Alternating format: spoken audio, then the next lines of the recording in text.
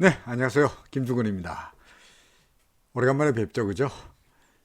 그동안에 제가 그 차트만 보여드리고 얼굴을 내지 않았더니 어떤 분이 어, 안 봐서, 제 얼굴을 못 봐서 뭐 섭섭하다라고 하셨더라고요. 그래서 저는 이제 그래도 마스크에는 자신 있으니까 그래도 오래간만에 한번 얼굴을 냅니다. 더구나 오늘은 여러분들에게 약속했던 대로 RSI를 쓰는 법에 대한 강의이다 보니까 아무래도 강의는 사람 얼굴을 봐가면서 1대1로 하는 것이 그래도 좀 더 집중이 잘 되지 않겠나 싶어요. 그래서 하여간 겸사겸사해서 제 얼굴을 내고 여러분들에게 강의를 영상을 하나 만들고자 합니다. 약속드린 대로 RSI, Relative Strength Index를 이용해서 매매하는 방법을 설명하고자 합니다. 자, RSI는 엘레스 윌드 주니어라는 사람이 만든 겁니다. 1978년도에 그 사람이 쓴 책이 New Concepts in Technical Trading System이라는 책이 있습니다. 제가 한참 공부할 때, 기술적 분석에 대해서 한참 공부할 때 이 책을 외국에서 사왔는데, 지금 보기에는 제가 스캔을 뜬 겁니다만은, 겉으로 보기에는 멀쩡해 보입니다만은, 사실은 여기 책 표지가 너덜너덜하고요. 이쪽 이만큼이 바랬죠, 그죠? 그리고 책이 상당히 오래된 그런 책입니다. 이 책을 열심히 공부했죠.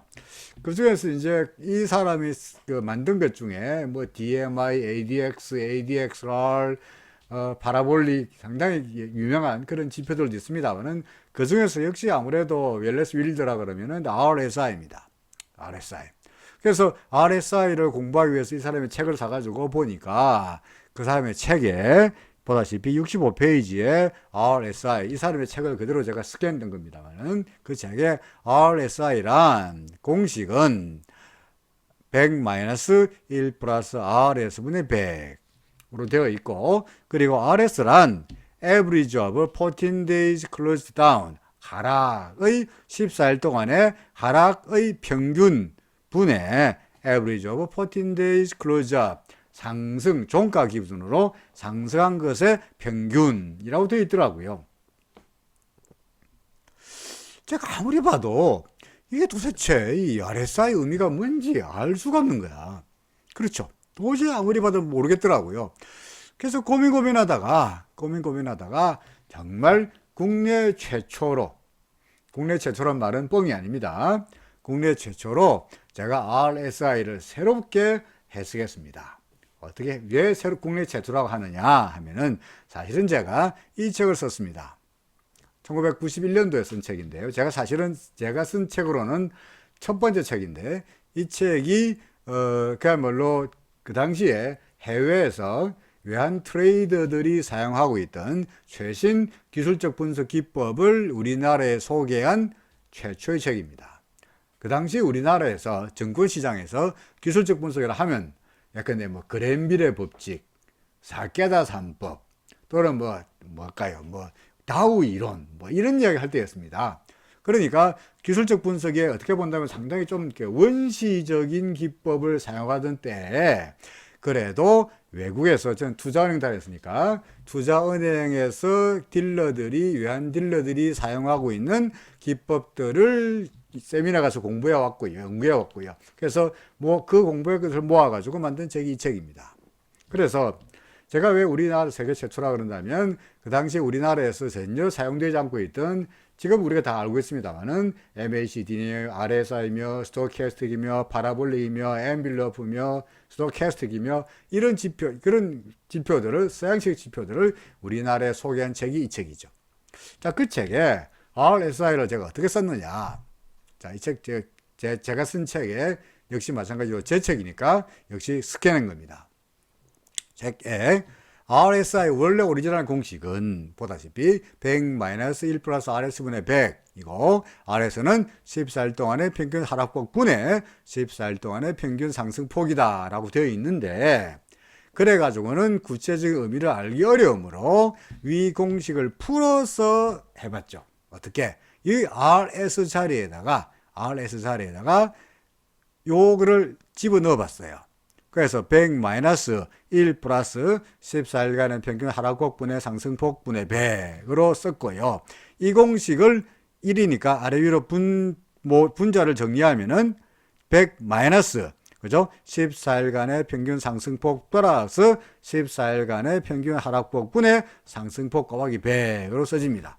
이걸 다시 정리하면 100짜리에다가 14일간의 평균 상승폭 플러스 하락폭이라는 것을 아래로 곱하면은 정리하면은 결론적으로 말해서 14일간의 평균 상승폭 더하기 14일간의 평균 하락폭 분의 14일간의 평균 상승폭 곱하기 100이라는 공식으로 바뀌어져요.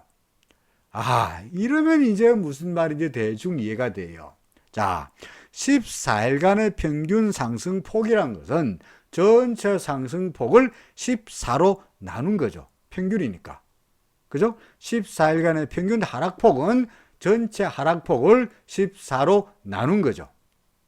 따라서 분자 부모에다가 똑같이 14를 곱하면 그 식이 어떻게 바뀌느냐니까 전체 상승폭 분의 14, 전체 하락폭 분의 14, 전체 상승폭 분의 14니까 14를 다 곱하면은 상승폭 더하기 하락폭 분의 상승폭 곱하기 100이라는 게 RSI의 공식으로 바뀌더라 이거죠. 이러면 이제 무슨 말인지 압니다. 자, 볼게요. 데이 14일 동안이니까 데이 0에서 데이 14까지 주가가 오르고 내리고 오르고 내리고 왔다 갔다 움직입니다. 그런데 14일 동안의 전체 상승폭의 합이란 것은 제가 여기에 빨간색으로 나타낸 연음 상승폭의 합이죠. 오케이? 근데 전체 합해가지고 1000원 올랐다라는 겁니다. 1000원 더하기 전체 하락폭 파란색으로 나타냈습니다. 어는 100원, 400원, 300원, 100원 이렇게 움직였다는 거죠. 그죠? 따라서 전체 하락폭 예컨대 얼마나 그럴까요? 700원이라 합시다. 오케이. 그러면 RSI는 전체 상승폭 1000원 더하기 전체 하락폭 700원. 뭡니까? 합해가 1700원이라는 말은 무슨 말입니까? 주가가 데이 0에서 데이 14까지 오락가락 했죠. 오르고 내리고 왔다 갔다 했는데 전체 왔다 갔다 움직인 거리가 1000원 오르고 700원 떨어졌으니까 얼마 움직입니까? 1700원어치 움직였죠. 그죠? 전 분모는 1700원이 되고 분자 얼마 올랐죠? 1000원 분의 1700분의 1000 곱하기 100으로 계산이 되죠. 이게 무슨 말이냐? RSI relatively 상대적으로 봐서 strength 상승세를 알려주는 지표가 RSI인데 그죠? 상대적으로 보아서 strength 강도가 얼마나 되는지를 알려주는 지표가 인덱스인데 강도가 예컨대 전체가 1000원 오르고 전체 떨어지기를 700원 떨어지고 1000원 올랐다는 이야기는 결론적으로 말해서 전체 왔다 갔다 움직인 거리 중에서 전체 움직임 중에 거리 중에서 상승의 정도가 스트렝스의 정도가 얼마인지를 알려주는 지표라는 거죠. 그래서 relative 상대적으로 스트렝스 강도가 얼마나 되는지를 알려주는 지표다. 그래서 RSI입니다. 자, 그러면 우리가 RSI를 구할 때 현실적으로 어떻게 구하느냐 하면은 예컨대 데이 0, 데이 1, 데이 2에 가서 주가가 막 아래 위로 움직였다 하자 이거죠. 그러면 예컨대 첫날 1000원짜리가 1100원 됐으니까 100원 올랐죠. 그죠? 둘째 날 1200원 됐으니까 또 100원 올랐죠. 셋째 날은 1200원에서 1100원 됐으니까 안 올랐죠. 대신에 100원 떨어졌죠. 그죠? 넷째 날은 1100원에서 1000원 됐으니까 안 오르고 대신에 떨어졌죠. 등등등을 다 더하면 상승폭의 합은 모두 얼마가 되느냐? 1000원 상승이고 합해가지고 떨어진 것에 다 합치면 얼마가 되느냐? 얼마가 됩니까? 500원이 떨어졌다는 이야기죠. 따라서 RSI를 구하면 1000원 상승폭, 500원 하락폭 분의 1000원 곱하기 100이니까 얼마? 67로 나타난다는 이야기입니다. 오케이? 따라서 예컨대 RSI가 80으로 나타나더라. 그 말은 무슨 말입니까? 전체 움직임 중에서 왔다 갔다 움직였는데 그 중에서 오르는 쪽으로 스트렝스의 비율이 전체 움직임의 몇 %라고? 80%다라는 말이 팔자가 어떻게 나오나요? 이렇게 나오나요? 팔자가 어떻게 돼야 팔자가 나오나요? 80%가 되는 거죠. 그죠? 80%가 되는 겁니다. 그 다음에 예컨대 RSI가 예컨대 20이 되더라. RSI가 20이더라. 그 말은 무슨 말입니까? 전체 왔다 갔다 움직임 중에서 오르는 쪽으로 움직임이 전체 몇 %라고요? 20%밖에 안 되더라. 나머지 80%가 뭡니까? 떨어지는 쪽이더라 라는 이야기죠. 그죠? 자, 그런데 우리가 현실에서 주가가 극단적으로 움직이는 경우는 딱 두 가지밖에 없습니다. 어떤 게 극단적인 경우냐? 주가가 데이 제로에서 데이 14까지 하루도 빠짐없이 줄창 오를 수 있죠. 줄창 오를 수 있어. 매일같이 100원 오르고 300원 오르고 200원 오르고 500원 오르고 얼마에 계속 올랐어요. 그러면은 이때 이런 경우에 RSI를 구하면 상승폭 전부 합해가지고 그냥 1700원 올랐어. 하락폭은 하락폭은 없죠. 안 떨어졌으니까 제로 분의 상승폭 1700원 곱하기 100이니까 RSI는 100으로 계산되죠. 오케이? 이번에는 주가가 14일 동안에 하루도 빠짐없이 쭉창 떨어졌어요. 300원 떨어지고 200원 떨어지고 100원 떨어지고 10원 떨어지고 1000원 떨어지고 계속 떨어졌어. 14일 동안에 쭉창 떨어졌어. 그러면은 그때의 RSI는 어떻게 되느냐? 상승폭 하나도 안 올랐죠. 제로. 하락폭 근데 900원 떨어졌어. 그리고 상승폭 제로. 곱하기 100이니까 900분의 제로니까 RSI는 뭡니까? 제로가 됩니다. 자, 이 두 가지 경우가 극단적인 경우죠. 그죠? 나머지 경우는 뭡니까? 주가가 왕창 오르거나 줄창 오르거나 줄창 떨어진 거 말고는 나머지는 며칠 오르고 며칠 떨어지고 왔다 갔다 한 경우가 되겠죠. 결론적으로 말해서 RSI가 지가 커봤자 맥시멈 얼마까지 갑니까? 커봤자 100 이상으로는 갈 수가 없지요. 그죠? RSI가 미니멈 지가 줄어 작아봤자 얼마입니까? 제로 밑으로 내려갈 수가 없지요. 결국은 RSI는 100에서 제로 사이에서 움직일 수밖에 없는 운명을 가지죠. 그렇죠. 현실적으로 봐서 RSI가 100이 되는 경우는 주가가 14일 동안에 하루도 빠짐없이 줄창 오르는 경우는 없어요. 그런 경우는 없어요. 통상적으로 RSI가 100이 아니라 근데 70만 넘어도 RSI가 70 이상이라는 말은 무슨 말입니까? 전체 움직임 중에서 오르는 쪽이 70% 이상으로 움직였다는 이야기는 70 이상이라는 것만으로도 시장은 미쳤다, 과열이다 라고 말해요. 반면에 RSI가 30 밑으로만 내려가도 제로까지 갈 필요도 없고 30 이하가 되더라도 시장은 너무나 바닥이다 라고 말합니다. 바닥이다. 그래서 일반적으로 RSI가 제가 제 얼굴에 계속 왔다 갔다 하네요. 그죠? 자, RSI가 얼마 이상이라고? 70 이상이면 현재 수준은 무슨 추세예요? 그렇죠. 상승 추세이긴 하지만 시장은 어떻다고요? 미쳤다. 과열되었다. 그죠? 과열되었다. 따라서 상승세이긴 하지만 우리는 주식을 사기에는 무섭죠. 오히려 어떻게 됩니까? 팔 찬스를 찾아야 되겠죠. 오케이? 그리고 RSI가 30 이하다. 전체 움직임 중에서 올라가는 쪽이 30%도 안 되는 거예요. 나머지 70%는 떨어지는 쪽으로 움직인 거예요. 주가는 계속적으로 하락세이긴 하지만 현재의 하락세는 어떻다고요? 과도한 측면이 있다. 이걸 갖다가 통상 우리가 영어로 오버솔드 되었다라고 말합니다. 반면에 과열되었다라는 말은 뭐라 합니까? 오버보트 되었다. 사람들이 너무나 많이 산다는 이야기죠. 오버솔드, 너무나 많이 판다는 말입니다. 오버솔드 되었다. 과한 양각되었다는 이야기는 하락세이긴 하지만 이제는 슬슬 어떤 찬스를 찾아야 돼요? 그렇죠. 매수할 찬스를 찾아야 될 것이다 라는 이야기입니다. 그래서 간단하게 말해서 RSI가 70 이상이면 어떻게 하라고요? 팔아라. 그렇죠? RSI가 30 이하면 어떻게 하라고요? 그렇죠. 사라. 라고 하는 게 기본적인 아이디어입니다. 이해가 됩니까? 오케이. 그래서 실제로 자, 이제 RS를 이용해서 저는 기본적인 매매 전략입니다. 여기에 RSI가 요 선이 30선이고요. 요 선이 70선입니다. 자, 요 선이 30이고 70입니다.